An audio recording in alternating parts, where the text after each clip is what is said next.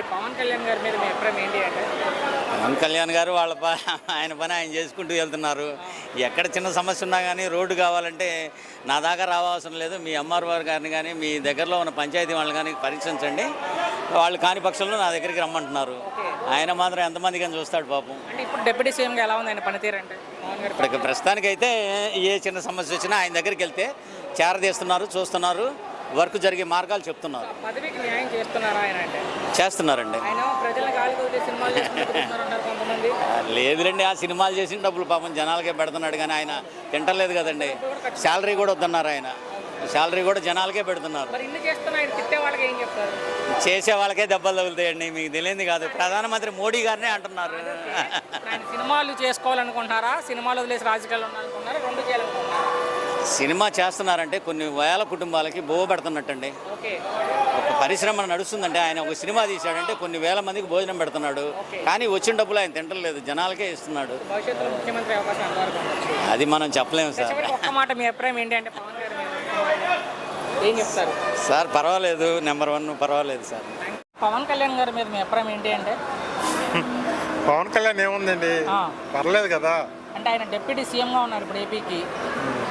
ఎలా ఉంది ఆయన పనితీరు ఉప ముఖ్యమంత్రి? పర్లేదండి, ఆయన కూడా పాపం అల్లూరి సీతారామరాజు ఆ లొకేషన్ కూడా బాగానే చూస్తున్నారు. ఓకే, న్యూస్ కూడా బాగానే ఉంది, అన్ని విధాలుగా పర్లేదు. అంటే డిప్యూటీ సీఎం పదవికి న్యాయం చేస్తున్నారా అంటే ఆయన? లేదు, చేస్తున్నారండి.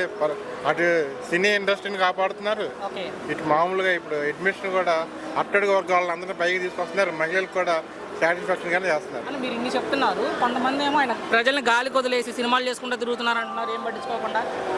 లేదండి, సినిమాలు చేసినా ఇటువైపు రెండు పడవల మీద కాలేస్తున్నారు. ఓకే, అటు న్యాయం చేస్తున్నారు, ఇటు న్యాయం చేస్తున్నారు. సరే, మీరేమనుకుంటున్నారు? ఆయన సినిమాలో ఉండాలనుకుంటున్నారా, రాజకీయాల్లో ఉండాలనుకుంటున్నారా? అది ఆయన ఇష్టమేనండి. అది ఆయన ఇష్టమే, కరెక్టే. మీరేమనుకుంటున్నారు యాజ్ ఎ పబ్లిక్ ప్రజలుగా? నాకైతే కూటమి ఇదే మామూలుగా రాజకీయాలని 100% ఇటే ఉంటే న్యాయం చేకూరుస్తారని, మైండ్ డైవర్ట్ అవ్వకోకుండా ఇటే చేస్తారని ఉంది. ఫైనల్ గా ముఖ్యమంత్రి అవకాశం ఎంతో ఉండొచ్చు భవిష్యత్తులో అంటే పవన్ గారు?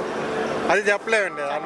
చివరిగా సరే, తిట్టే వాళ్ళకి ఏం చెప్తారు? పవన్ గారిని తిట్టే వాళ్ళకి ఏం తిడతామండి, అది మామూలే, రొటీన్. అది అది రొటీన్, అందరినీ ఏదో ఒకటి అంటూనే ఉంటారు. ఇప్పుడు అంబటి రాంబాబు గారు ఉన్నారు పాపం, మొన్న ఏమైంది పరిస్థితి చూశారు కదా, అందరిని అంటానే ఉంటారు. అందరిని ఏదో ఒకటి డైరెక్ట్ గా అనకపోయినా ఇండైరెక్ట్ గా తిడతానే ఉంటారు. అవన్నీ పట్టించుకుంటే బయట తిరగలేము అసలు. కళ్యాణ్ గారి మీద మీ అభిప్రాయం అంటే ఏం చెప్తారు? చేస్తున్నాడు, తన వరకు తను కరప్టెడ్ కాకుండా చేస్తున్నాడు. ఇప్పుడు కరెక్టెడ్ కాకపోతే మన దేశానికి ఉన్న దరిద్రమే అది, కరప్షన్. అన్ని వ్యవస్థల్లో ఉంది సార్. అదే నేను అసలు ఇక్కడ కరప్షనే మనకు ప్రధానమైనటువంటి శత్రువు. దాన్ని కంట్రోల్ చేయడం ఇప్పట్లో కాదు, ఎప్పటికీ కాదనుకుంటాను నేనైతే. ఇప్పుడు అతను కరప్ట్ కాకుండా చేస్తున్నాడు. తను కష్టపడి తెచ్చుకున్న డబ్బులు తను ఉపయోగించుకుంటున్నాడు. అది చేయకూడదు ఆయన అంటే ఇప్పుడు ఓపిక ఉంది. ఇదివరకటికి వేరే వాళ్ళకి ఇతనికి తేడా ఏమిటాయి అంటే, ఇప్పుడు నేను యాక్షన్ చేయలేను, నాకు ఎవడిస్తాడు? అతనికి వేరే సోర్స్ ఉంది పక్కన డబ్బులు సంపాదించుకోవడానికి, అంతే. అందుకే ఇక్కడ కరప్షన్ చేయాల్సిన అవసరం లేదంటారు మీరు. కానీ ఆయన కొంతమంది ఇప్పటికీ ఆయన డబ్బుల కోసమే రాజకీయాల్లో వచ్చారన్నారు ఇప్పటికీ కొంతమంది మాట్లాడతారు. నేను ఏదైనా ఇప్పుడు నిన్ను నేను ఏదైనా అనొచ్చుగా. ఆయన సినిమాకు రోజుకు 2 కోట్లు తీసుకునే హీరో ఆ డబ్బులు వదిలేసి ఇక్కడ ఇంతమంది మాట్లాడడం అవసరమా అంటే మీ అభిప్రాయంలో?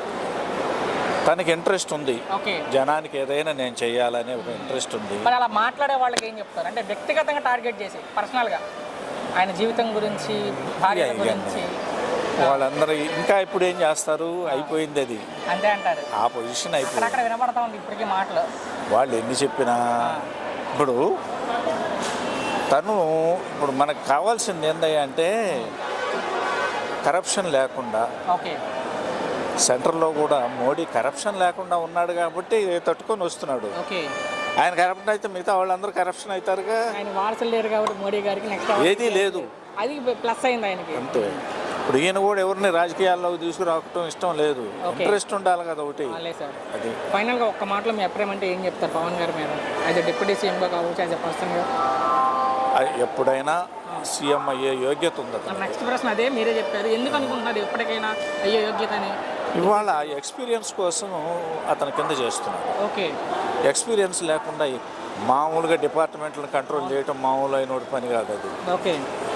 అది చంద్రబాబుకి ఎందుకు ఇచ్చాడా అంటే ఆ అనుభవం, ఎవడు ఎక్కడ కరప్ట్ చేస్తాడు, ఎవడు ఎక్కడ పని చేయించుకోవాలో అతనికి తెలుసు కాబట్టి ఇప్పుడు ఆ ట్రైనింగ్లో ఉన్నాడు. చాలా